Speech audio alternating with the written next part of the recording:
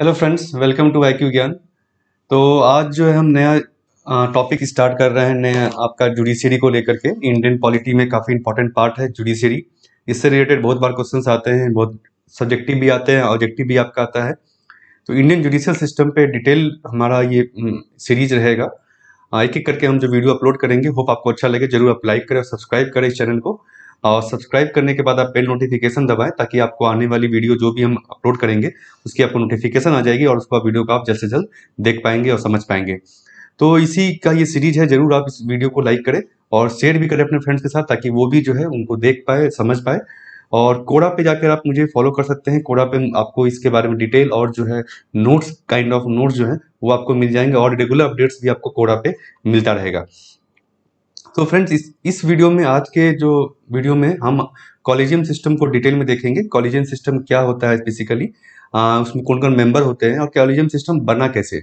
बहुत बार आपने देखा होगा ऑब्जेक्टिव में, सब्जेक्टिव में पूछा जाता है सवाल। बहुत काफ़ी इंपॉर्टेंट करंट अफेयर्स टॉपिक है ये कॉलेजियम सिस्टम। तो इसको बारे में हम देखेंगे कैसे आया, और हमारे संविधान में इसके लिए क्या प्रोविजंस है, और इसमें क्या क्या कौन कौन मेंबर्स होते हैं, कैसे ये काम करता है। तो स्टार्ट करते हैं फ्रेंड्स। पहला जो आपका है कॉलेजियम सिस्टम इंट्रोडक्शन। तो कॉलेजियम सिस्टम जो बेसिकली एक सिस्टम, जैसा कि आप जानते हैं कि जिसमें अपॉइंटमेंट और एलिवेशन ऑफ जजेस जो है, जजेस का अपॉइंटमेंट जो होता है, चाहे वो सुप्रीम कोर्ट के हो, हाई कोर्ट के हो। हाँ, ये डिस्ट्रिक्ट कोर्ट के जजेस का अपॉइंटमेंट कॉलेजियम सिस्टम नहीं करता है, इसको आप ध्यान में रखें। अगर ऑब्जेक्टिव में सवाल पूछा जाता है कि किस सिस्टम को अपॉइंट नहीं करता है, जुडिशियल डिस्ट्रिक्ट जजेस कैसे अपॉइंट होते हैं, तो कॉलेजियम सिस्टम उसका आंसर नहीं होगा। तो इसमें जो बेसिकली हाई कोर्ट्स और सुप्रीम कोर्ट के जजेस का अपॉइंटमेंट जो कैसे करना है, किसको करना है, ये डिसाइड करता है कॉलेजियम सिस्टम।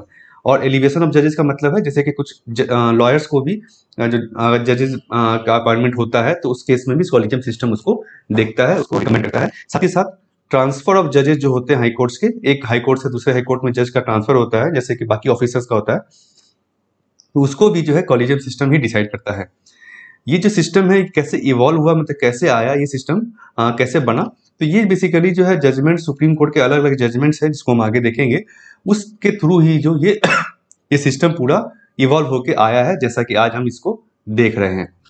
तो ये किसी पार्लियामेंट के एक्ट के थ्रू नहीं है, ना ही किसी कॉन्स्टिट्यूशन के प्रोविजंस या संविधान में कहीं इसको लिखा, इसके बारे में नहीं बताया गया है कॉलेजियम सिस्टम के बारे में। तो ये जो सुप्रीम कोर्ट ने अपने कुछ जजमेंट्स में इस सिस्टम को इवॉल्व किया है, बनाया है।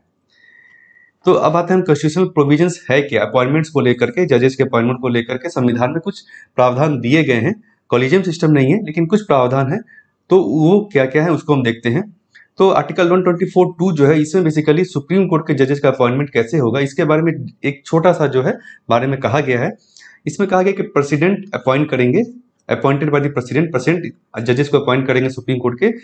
कैसे? After consultation such a number of जजेस of supreme court and of high courts in the states as the president may deem necessary for the purpose. तो मतलब प्रेसिडेंट अपॉइंट करेंगे, अपॉइंटिंग अथॉरिटी आपको पता चल गया, ये डिसाइडेड है, अपॉइंट करेंगे प्रेसिडेंट। कैसे करेंगे?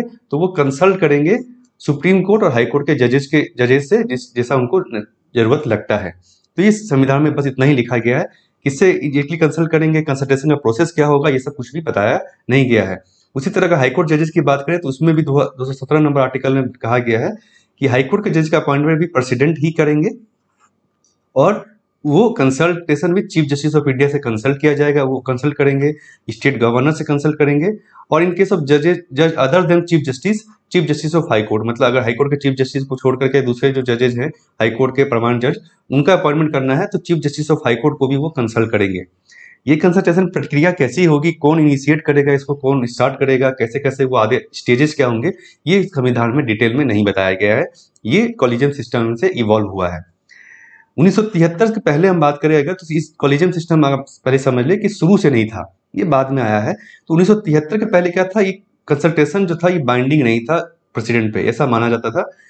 प्रेसिडेंट कंसल्ट करेंगे जजेस से, लेकिन जजेस क्या ओपिनियन देते हैं वो बाइंडिंग नहीं प्रेसिडेंट पे। प्रेसिडेंट अपना सुझाव अपने हिसाब से दूसरे जज को भी अपॉइंट कर सकते हैं अपनी सोच के हिसाब से।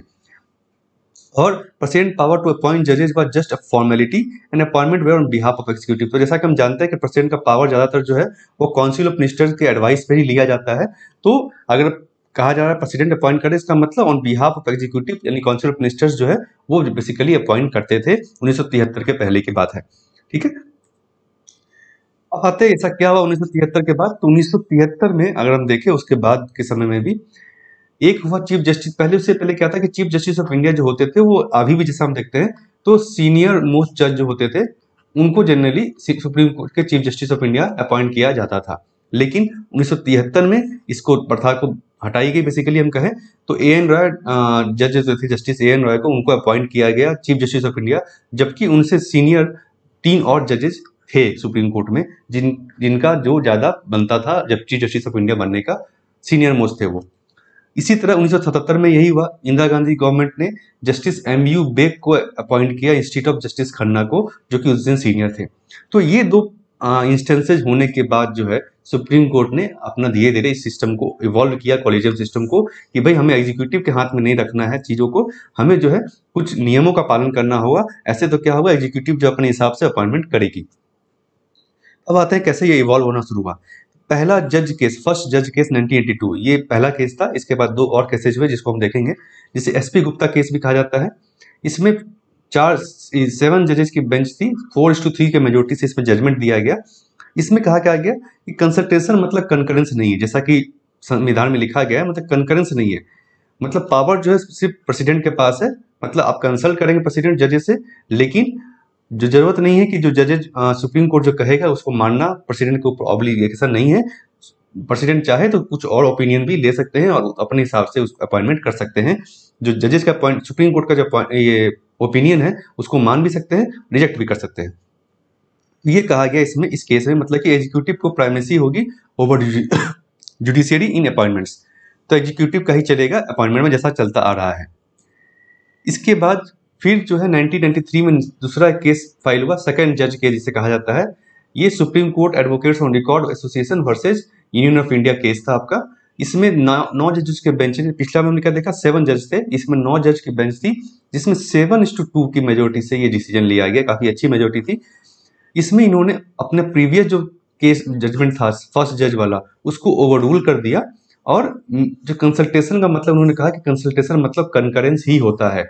मतलब आपको जो है सुप्रीम कोर्ट के जज जो है, सुप्रीम कोर्ट का जो एडवाइस होगा उसको आपको मानना ही पड़ेगा, प्रेसिडेंट के पास और कोई चॉइस नहीं है। तो इससे शुरू हुआ कॉलेजियम सिस्टम का जन्म, एक तरह से कह सकते हैं।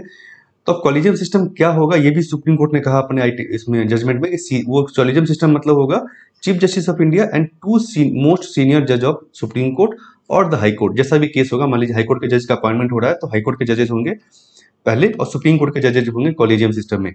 तो ये कॉलेजियम होगा, अलग अलग कॉलेजियम होगा, इसको हम आगे के वीडियोज में देखेंगे कि सुप्रीम कोर्ट के कॉलेजियम अलग है, हाई कोर्ट का कॉलेजियम अलग है। तो इसमें जो है वो 2 चीफ जस्टिस ऑफ इंडिया और 2 सीनियर मोस्ट जजेज होंगे इस कॉलेजियम सिस्टम में। तो ये शुरू में इन्होंने बेसिकली कहा इस कोर्ट केस में। तो ये कॉलेजियम सिस्टम का जन्म हुआ। तीसरे जज केस में जो नया उसमें फिर जो एक केस आया कि भाई प्रेसिडेंस ने अगर आपका लौटा दिया, कंसल्टेशन प्रोसेस अगर वापस कर दिया तो क्या होगा। तो री प्रेसिडेंशियल रेफरेंस में इसमें कहा गया कि chief justice owned with only one as a part of consultation process. तो चीफ जस्टिस सिर्फ एक पार्ट, सिर्फ चीफ जस्टिस ही पार्ट नहीं होगा कंसल्टेशन के। कंसल्टेशन मतलब होगा कॉलेजियम से कंसल्टेशन, मतलब प्रेसिडेंट जो हमने देखा अभी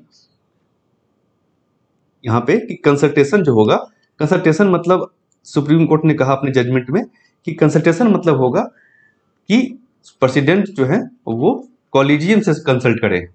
और कॉलेजियम का मतलब क्या होगा, ये यहाँ कहा कि 4 सीनियर मोस्ट जज ऑफ सुप्रीम कोर्ट, यहां से हटाकर 4 सीनियर मोस्ट जज ऑफ सुप्रीम कोर्ट कर दिया, chief justice of India plus 4 supreme court जज।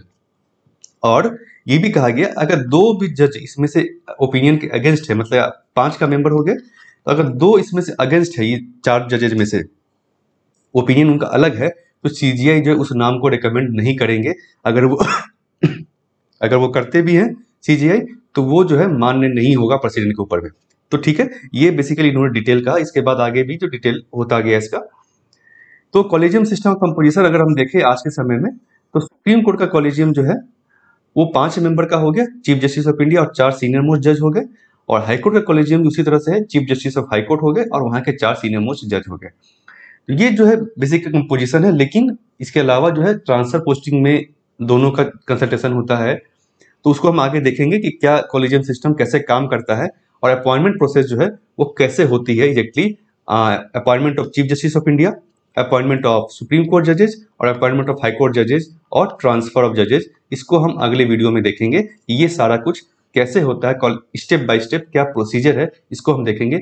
उसके आगे वीडियो में हम बाकी कॉलेजियम सिस्टम का मेरिट, लिमिटेशंस और आगे की चीजें हम उसमें देखेंगे। तो फ्रेंड्स, ये था आज का वीडियो। अगर आपको वीडियो अच्छा लगा तो जरूर लाइक करें और सब्सक्राइब करना मत भूलें चैनल को, और बेल नोटिफिकेशन भी दबाएं ताकि आपको आने वाली वीडियो की नोटिफिकेशन मिल जाए। और बाकी हमारा वीडियो जो है इंडियन इकोनॉमी पे, इंडियन पॉलिटी पे है आपका, और डेली हिंदू एनालिसिस होता है आपका, तो उसको जरूर आप देखें और चैनल को जरूर सब्सक्राइब करें। Thank you friends.